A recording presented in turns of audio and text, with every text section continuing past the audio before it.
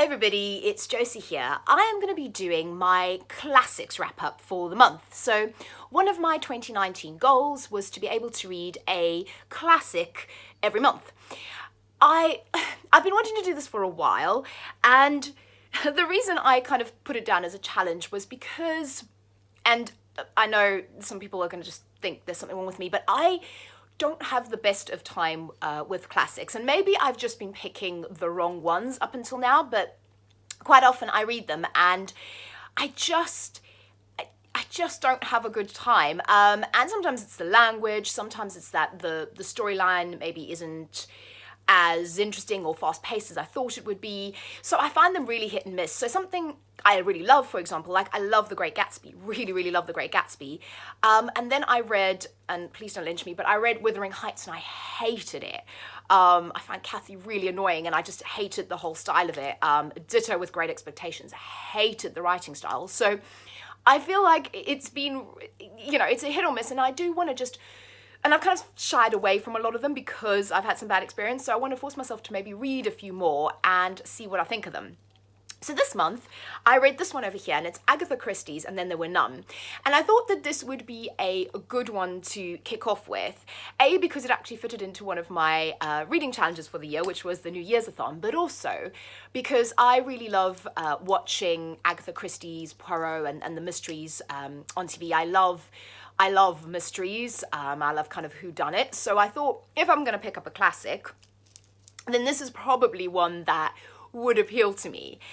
And largely, it absolutely did. So the premise of this one is that 10 people get invited to an island, to this hotel or this grand house on an island, and essentially they start dying. So obviously it's a Agatha Christie novel, it's a mystery, it's a what's going on, who did it, and you can kind of follow along. And what I loved about this, so talking about writing style, it is incredibly accessible. Agatha Christie's style is very, there is no sort of strange old English that some people don't like, there's no sort of weird inflection. I found her writing style to be absolutely accessible, and I think absolutely anybody can read this. So that was definitely a plus. And also, because it's a mystery book, you do have a kind of a driving plot line, which I sometimes miss in some classics, or I feel like I'm not getting that kind of exciting driving plot line, which this one does, because you are kept guessing. And what I also liked about this book is I really hate mysteries or thrillers that tell you who did it in the beginning and then work backwards, because while I'm reading, or even if it's something that I'm watching, I want to be guessing along with it, and I want to see if I'm kind of smart enough to figure out who the killer is. So what I liked about this is that it didn't tell you that beforehand. It actually, you kind of followed the whole book through until the end to find out, who did it, and how it happened. And this is a really cool story. So I think I said in my New Year's-a-thon wrap-up, so you can tell I did like it because it did inspire me a little bit, and I feel like I want to do a retelling of this a little bit, because I kind of like the premise of it, so I feel like my next writing project might sort of be a retelling based on this.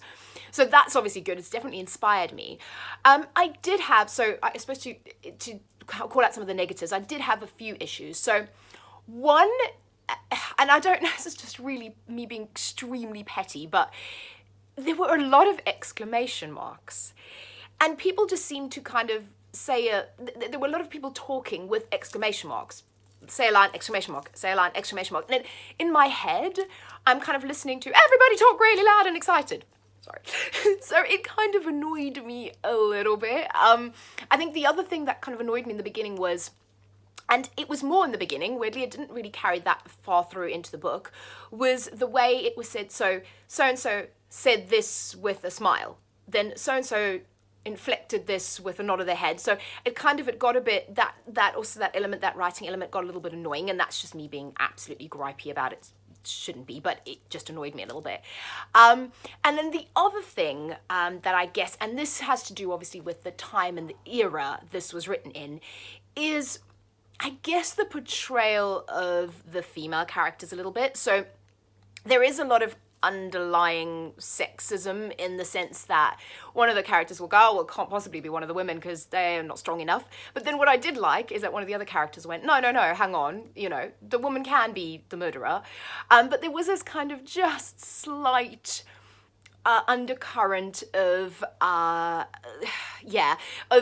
like I said, I guess it's a reflection of the time of kind of the female characters being a lot of weaker. Oh no, we need to go lock you in your room, love, because you need to be safe. The men need to go out and find out what's going on. So it was that kind of thing. And because I'm such an avid reader of really kind of strong feminist slant books, and just I really like strong female characters, I suppose that kind of annoyed me a tiny bit. And then also the use of the words gay and queer.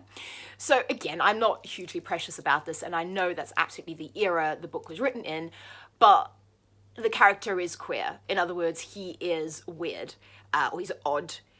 So if you're sensitive to that, then just keep in mind that, again, the era that these books are written in, that was how the word queer was used. But all in all, I enjoyed the actual storyline. I enjoyed the premise. So I won't give you too much of the storyline because then I was going to give it away. But the idea of it I thought was really clever, and the way it was resolved in the end I thought was clever. I like that there is quite a large cast of characters, obviously, because there's 10 people that get invited. So in the beginning, you need to just make sure you can keep each character separate, but I didn't have a problem with that. I thought that was absolutely fine.